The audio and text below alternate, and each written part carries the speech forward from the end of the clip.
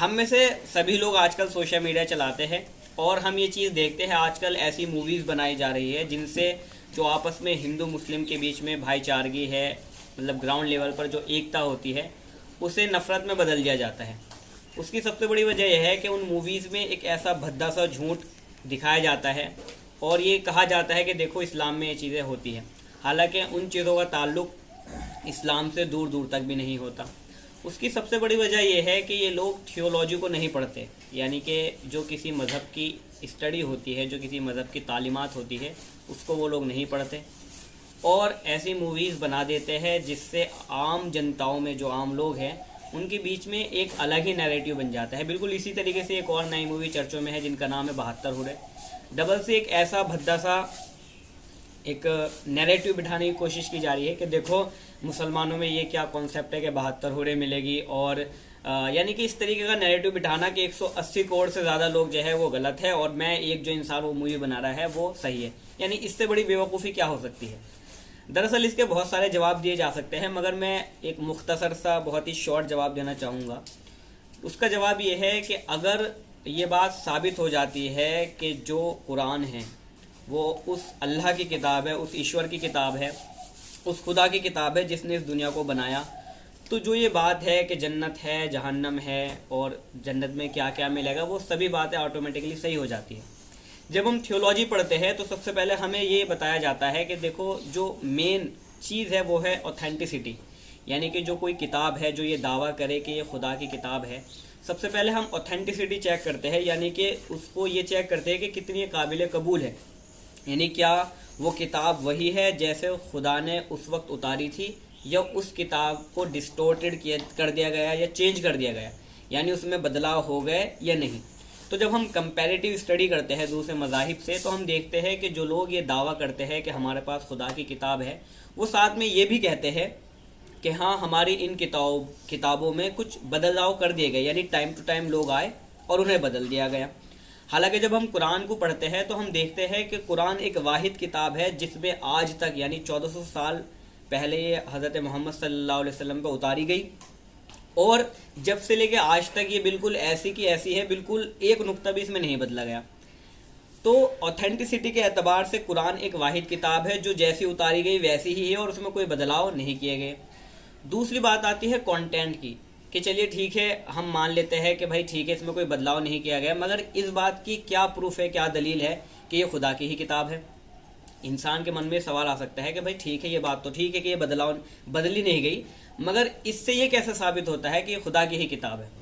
تو اس کا جو جواب ہے وہ بڑا خوبصورت انداز میں قرآن ہی دیتا ہے۔ قرآن ایک چیلنج کرتا ہے پورے دنیا کے انسانوں کو۔ وہ چیلنج کیا ہے کہ دنیا کا ایک ضابطہ ہے، قانون ہے۔ وہ قانون کیا ہے کہ اگر آپ پوری دنیا والوں سے کہیں کہ ہمیں ایک اس جیسا سورج بنا کے دکھا دے جو آسمان میں ہے، تو پوری دنیا کے انسان مل کر بھی اس جیسا سورج نہیں بنا سکتے۔ یا آپ کہیں کہ چاند بنا دے، یا آپ کہیں کہ کسی سے کہ چلو ستارہ بنا دے، یا زمین بنا دے، یا سمندر بنا دے، تو کوئی پوری دنیا کے انسان مل کے بھی اس جیسا سمندر، چاند، ستارے نہیں بنا سکتے۔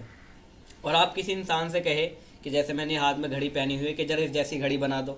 یا شرٹ، ٹی شرٹ، کوئی ڈریس بنا دو، یا کوئی ایک گھر ہے دوسرا اس جیسا گھر بنا دو، تو وہ بنا دیا جائے گا۔ ایسا کیوں ہے کہ چاند، سورج، ستارے یہ چیز نہیں بنائی جا سکتی، اور جو یہ چیز ہے مثال کے طور پہ گھڑی، کسی کا گھر یا کوئی ایسی آرٹیفیشل چیز وہ بنائی جا سکتی ہے؟ اس کی وجہ یہ ہے کہ جس جیسی چیز پوری دنیا نہ مل کے بنا سکے، وہ اس بات کا پروف ہوتا ہے کہ اسے خدا نے بنائی ہے، اسے ایشور نے بنائی ہے، اسے اللہ نے بنائی ہے۔ اور جس جیسی چیز پوری دنیا مل کر بنا سکے، وہ اس بات کا پروف ہوتا ہے کہ اسے بنانے والے انسان ہیں۔ پوری دنیا مل کے بھی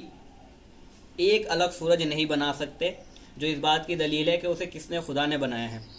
اور انسان مل کر کوئی ایک پارٹیکولر ڈریس، کوئی گھر، یہ چیزیں بنا سکتے ہیں، جو اس بات کی دلیل ہے کہ اسے انسان نے بنائی ہے۔ تو اب یہ سوال اٹھتا ہے کہ کیا یہ قرآن جو ہے یہ اللہ کی ہی کتاب ہے، خدا کی کتاب ہے؟ تو قرآن یہ چیلنج کرتا ہے کہ یہ خدا کی کتاب ہے اور تم نہیں مانتے، تو لاؤ میں خدا یہ چیلنج کرتا ہوں پوری اس دنیا کے انسانوں کو کہ تم اس جیسے قرآن بنا کے دکھا دو، یا اس جیسے ایک چیپٹر بنا کے دکھا دو، یا اس جیسی ایک ورس، ایک آیت یعنی ایک لائن ہی تم بنا کے دکھا دو۔ تو یہ ایک کھلا چیلنج ہے ان لوگوں کو جو یہ اعتراض کرتے ہیں کہ یہ جو قرآن ہے یہ خدا کی کتاب نہیں ہے، جن کو یہ شک پیدا ہوتا ہے۔ تو 1400 سال پہلے وہ قرآن کتاب اتری جس کی اوتھینٹسٹی پروف ہے،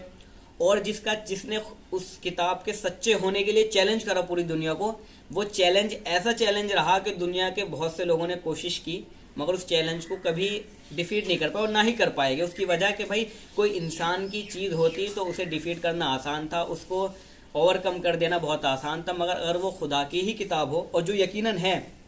تو اس کو ڈیفیٹ کرنا بہت ہی مشکل چیز ہے۔ اسی وجہ سے ہم یہ جو اس میں کتابوں میں لکھی گئی چیز ہے، یعنی کہ وہ چاہے جنت کے معاملے سے ہو یا جہنم کے ہو یا وہاں پر مرنے کے بعد ہم دوبارہ زندہ کرے جائے گے یا نہیں، اس معاملے سے ہے، وہ آٹومیٹکلی صحیح ہو جاتی ہے۔ تو جو لوگ قرآن کی کسی چیز پہ اعتراض کرتے ہیں تو انہیں چاہیے کہ اس اعتراض کو نہ کرے، بلکہ جو قرآن نے چیلنج کرا ہے اس چیلنج کو قبول کر لے۔ اگر بھائی تم اس چیلنج کو جیت جاتے ہو تو تمہاری بات آٹومیٹکلی صحیح ہو جاتی ہے، حالانکہ وہ اس چیلنج کو کبھی جیت نہیں سکتے۔ اس کی وجہ کہ جیسے میں نے ابھی آپ کو بتایا ہے کہ بھئی جس جیسی چیز پوری دنیا نہ مل کے بنا سکے، وہ خدا کی کتاب خدا کی چیز ہونے کی دلیل ہوتی ہے۔ تو یہی وجہ ہے کہ 1400 سال آج تک تو ہو گئے، اور آج بھی کسی انسان کے اندر اتنا یہ کوالٹی نہیں ہے کہ وہ اس خدا کی کتاب کو جو ہے مد مقابل اس جیسا کوئی ایک آیت بھی بنا کے دکھا سکے۔ اب اگر یہ بات بالکل پروف ہو جاتی ہے کہ بھئی اس کی اوتھینٹسٹی بھی بالکل 100% صحیح ہے اور وہ خدا کی کتاب ہے، اس کی بھی اوتھینٹسٹی پوری 100% پروف ہے،